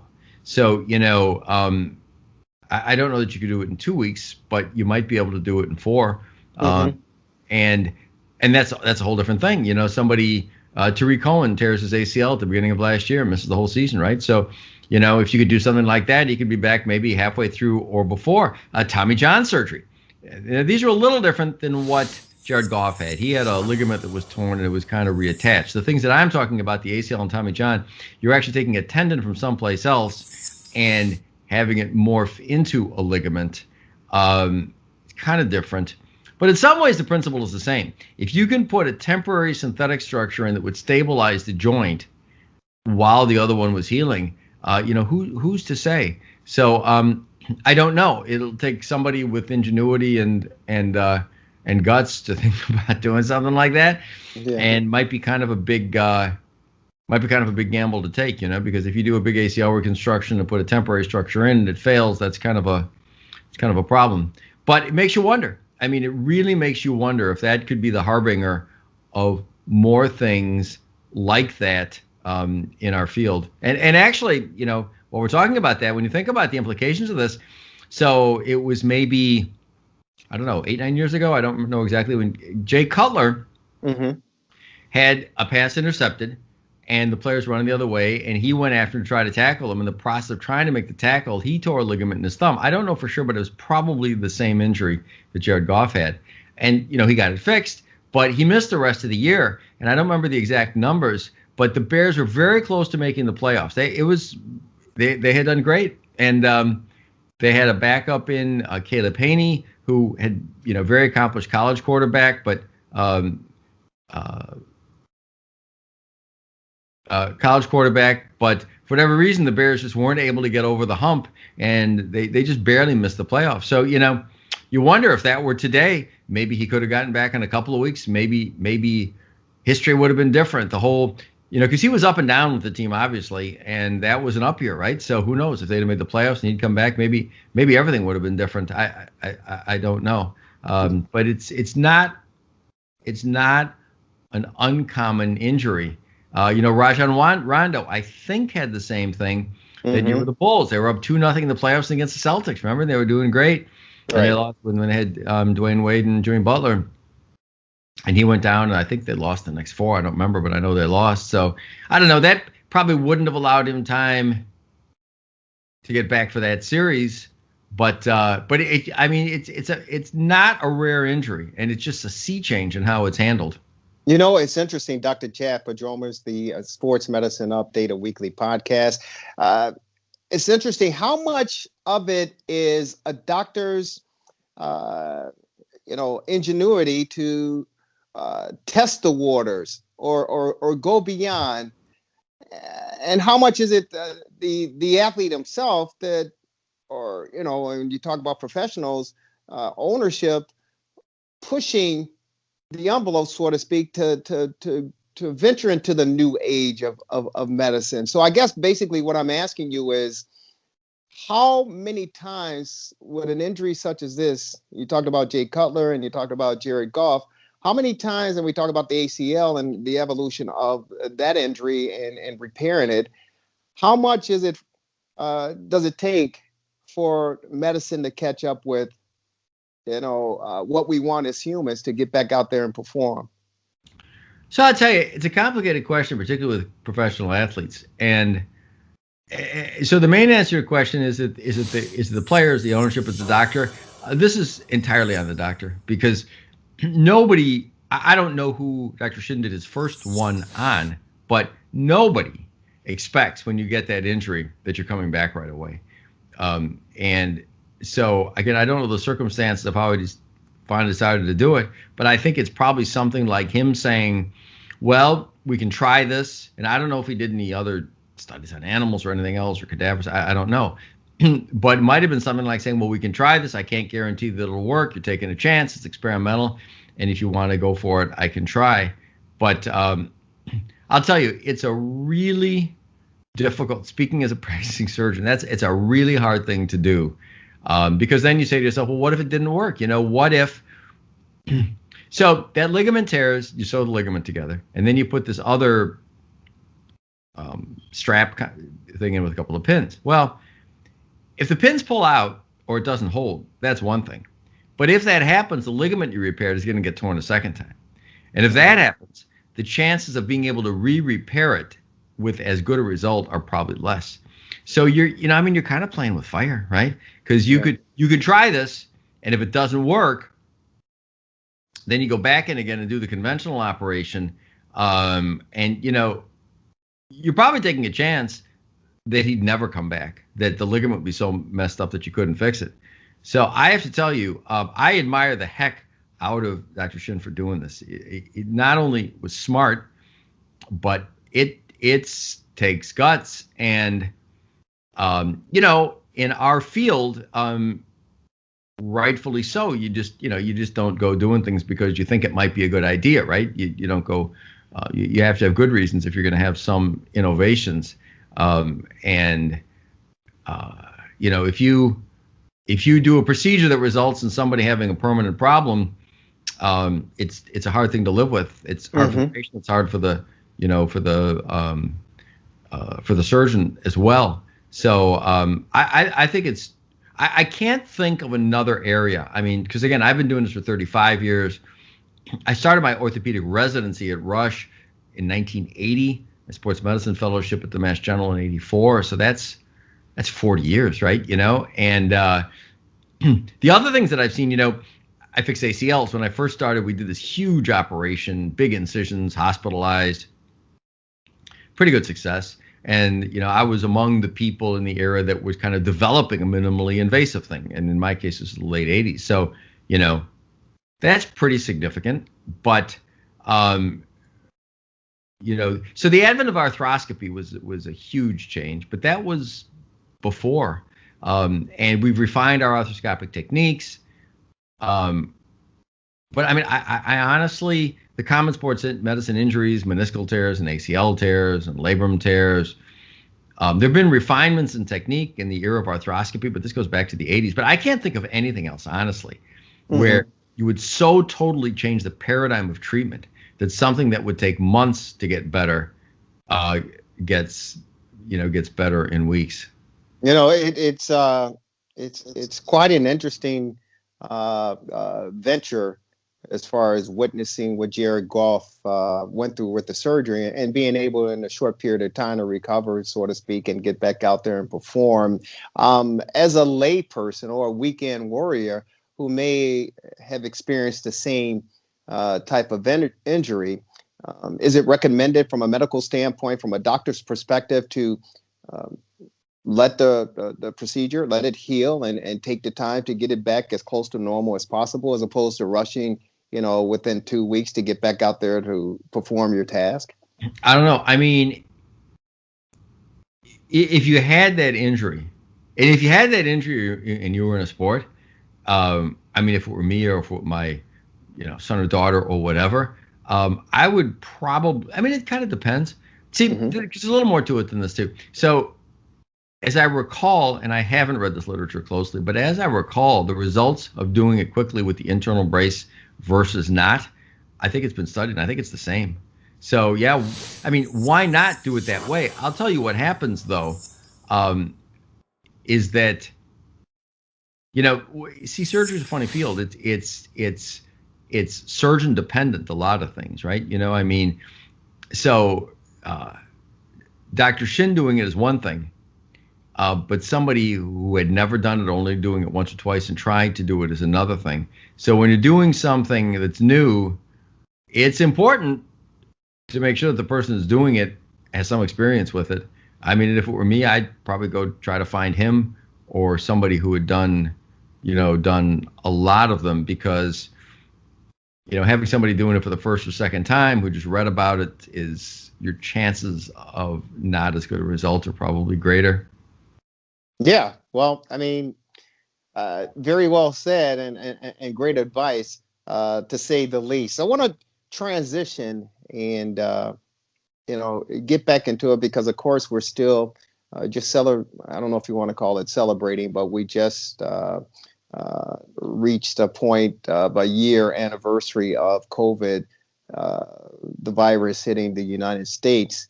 And our heart and prayer goes out to the families who have lost loved ones to this deadly virus, and over 400,000 cases for the year, and they're expecting more. But the big issue, and I started off the podcast saying that I was happy that we as sports fans get an opportunity to watch, any particular sporting event every weekend, because it takes our mind off of what our everyday experiences are. There are many skeptics out there, I included was one of them, that didn't think that, one, we wouldn't get through the baseball season. And of course, we see the World Series champion Los Angeles Dodgers. I didn't think we'd necessarily make it through the NBA, although they went into the bubble. We see the Los Angeles Lakers with the NBA title for last year. And of course, I certainly didn't think we'll make it through the college football. And of course, congratulations to the Alabama Crimson Tide for winning the 2020 national championship, beating our beloved Ohio State Buckeyes. But Doc, I mean, we are we're in the NFL and the playoffs, and the Super Bowl is coming up in a matter of weeks. Despite all the opposition and the negative, skeptics out there, me being one, it's surprisingly that we had few cases and no deaths, and we made it through. And you were carrying the flag, said, "Hey, get out there, let's get it done, and we can make it happen." And you certainly were right. Thanks. Yeah, and I'm glad to have been right about that. And there was some national person who said, somebody's going to die in the college football season, which hasn't happened. And it's I mean, the deaths are a terrible tragedy, obviously, but the other tragedy of this whole episode has just been, not necessarily saying it's intentional, but it's just been the excessive fear-mongering around this virus that has caused worse shutdowns that needed to occur, which have had worse consequences that needed to occur. And I've talked to other physicians who say, you would think from the way it's talked about that it's the bubonic plague or Ebola or something, instead of something that in the overwhelming majority of people does almost nothing, but does obviously causes death in a particular group of people. I mean, I think what happened was inevitable. It's almost a fairly simple formula. I mean, you play, if people get it, they recover, and people are going to miss games, and it's going to be awkward. Some games are going to need to be scheduled and rescheduled, one thing and another. But I worried a little about very heavy set football players. And the one mortality I know of, as I mentioned before, was an unfortunate gentleman. I don't know the details, but it's almost a year ago, I think, who was said to be 6'3" and 330 pounds or so, and passed, unfortunately, before the regular season started. And so I worried a little, because being heavy is definitely a risk factor in being male. So I worried a little about that, but that doesn't seem to have been a problem either. So, yeah, and I'm glad. I was reading today, talking to people today about the Olympics. And I think the Olympics are scheduled to go on. What they'll do with fans in the stands, I don't know. But the fact is that these young, healthy people, I mean, there was an occasional death from the flu. So I'm not saying it can't ever happen, but the data is just overwhelmingly that it's safe. And it just makes no sense to not have it. I mean, if you go out there and people get sick and they can't go, then you deal with it. But to penalize everybody for that, I think makes no sense. And even the fans in the stands. I was just reading today that the Super Bowl, I think they're going to have roughly a third of the stadium full, 20,000 some fans. I think 2/3 of those 20,000 are going to be frontline healthcare workers, the free tickets, and then they're going to have some other people. And they're going to take all the proper precautions with masks. And I don't know, maybe they're even required people to have been vaccinated. I'm not sure. But it makes you wonder, now with these games now, they could have people in the stands, and they're outside. Stadiums are huge. You could socially distance. You could require masks. Heck, if you want, limit it to people who've been vaccinated or people who have had it. I mean, you could do that, and it's still not being done. And it sort of breaks my heart because small businesses are still closing terribly and aren't reopening, and there has been overreach that's worse than it needs to be. And I'm not saying it's intentional. If you're a governor, and I think governors have overreached horribly, but from their perspective, they see people dying and they're doing the best they can. And so from their perspective, better to overreach and save lives. I mean, I understand their logic and I feel for them too, because it's tough to be a layperson trying to deal with this. And I was saying wear a mask before anybody knew. I actually, we still don't exactly know about masks, but why not? I mean, I'm a surgeon, right?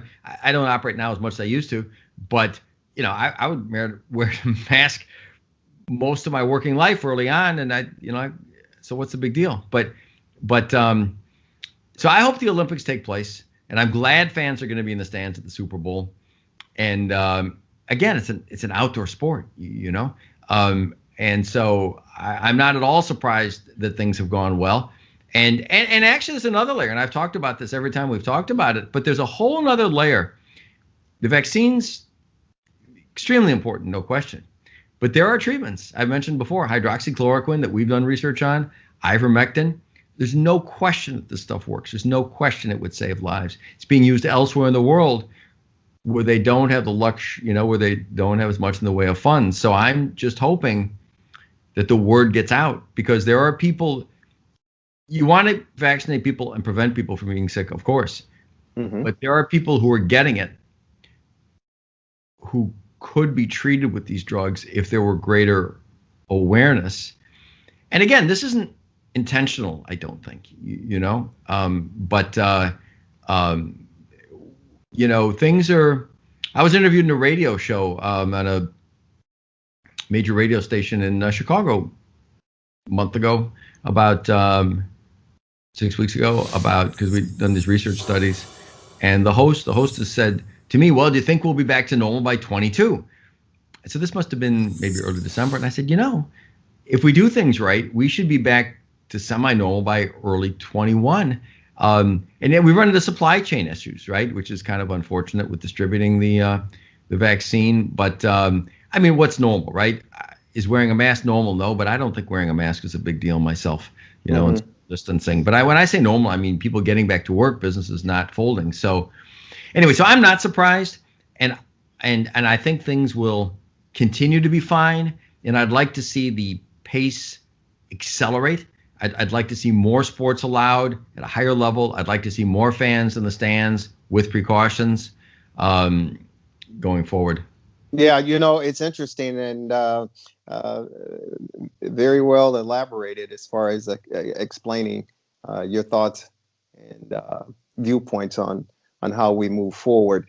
The interesting thing is, and some obviously see it as a setback, is the talk of a new strand of the virus that's hit the United States over the past couple of weeks or so, saying that it's more contagious and it spreads a lot more rapidly.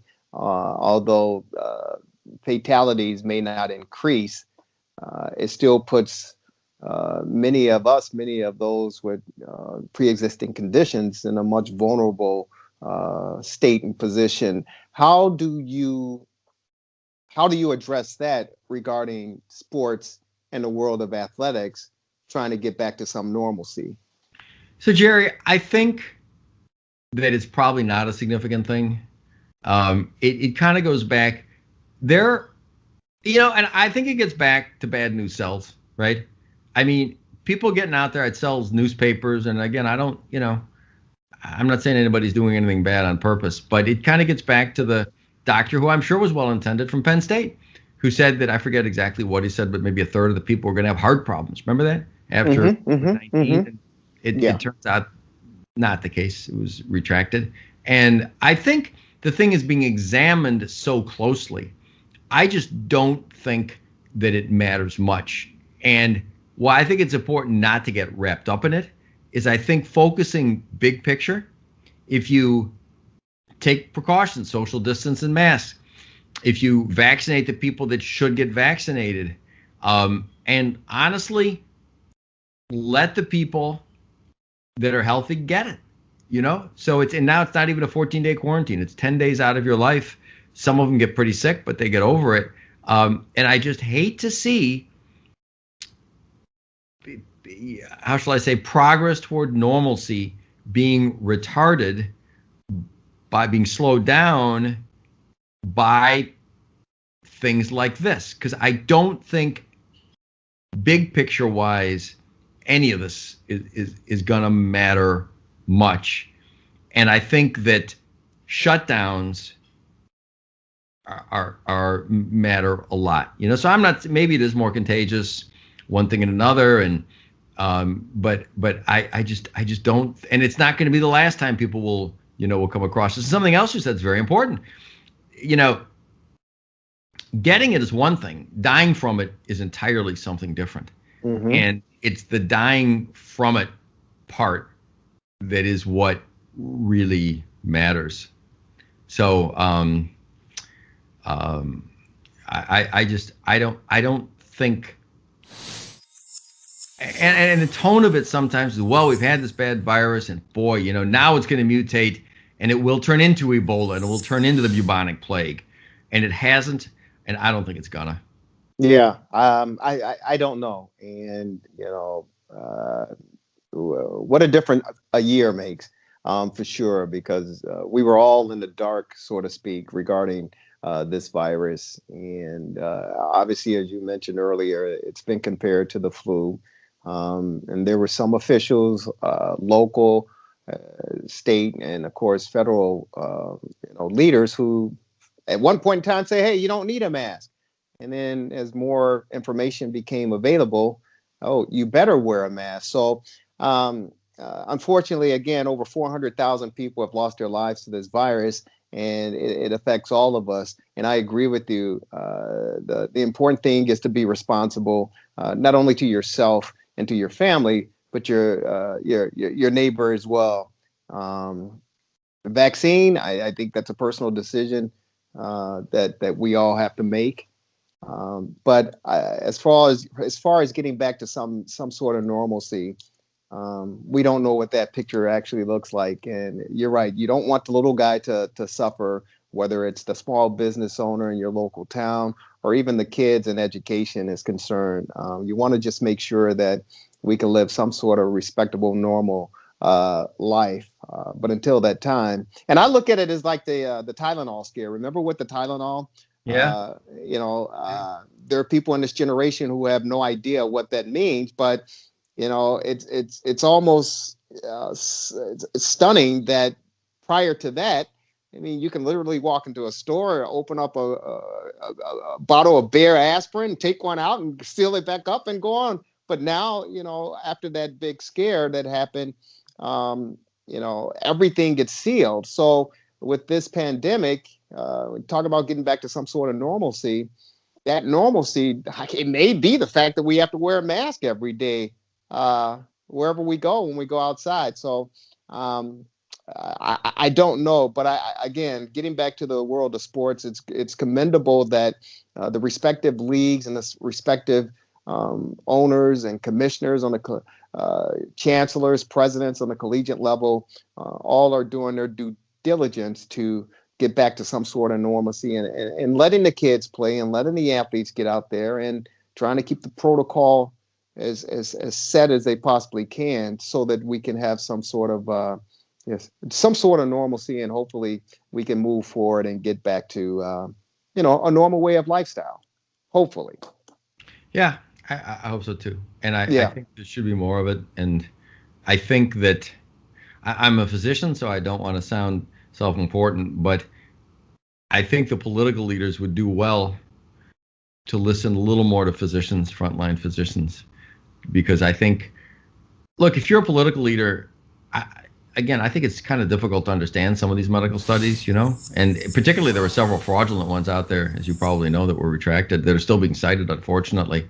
Mm-hmm. And if you're a political leader, I think you're just like, wow, just whatever it takes, we just gotta, shut it down. And I don't blame them for doing it. Must be a very scary situation to be in, but I don't think that's where the decisions ought to be made.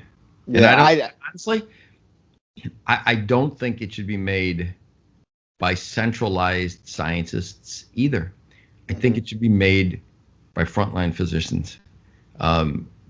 I think they have the best handle on risk benefit, what works, what doesn't, how to protect people. So I don't know that that's been the case so far, as much as it should be. So I hope it is more going forward. I hope so too. And I hope that people take more responsibility, again, personally, regarding their health and welfare. I think if you take the responsibility as a human, as a person, for yourself, for your family, and your neighbors, I think we can certainly get past this. I saw a disappointing quote, heard it locally here in Chicago, where a young lady, African American woman, in the Hammond Garry area about a week or two ago, got the vaccine in her 60s, and the reporter asked her, "How do you feel?" And her quote, and I'm paraphrasing the quote, she said, "I will feel much better once I get some McDonald's hamburgers inside me." And my mouth literally hit the floor, because she's getting the vaccine to protect herself. But we talked about pre-existing conditions, and no offense to fast foods and McDonald's and all of that, but that's that's a fast food that contributes to the high rate of diabetes and heart disease in the Black and brown communities. And it was sad and disappointing to hear that this woman, that was her mindset. So I think that if we educate ourselves a little bit more and take responsibility for ourselves collectively as a country, we can get past this and get closer to some sort of normalcy. But I was really taken back by her response, and disappointed, because I think she represented thousands of people in the community who feels that way and lives that way.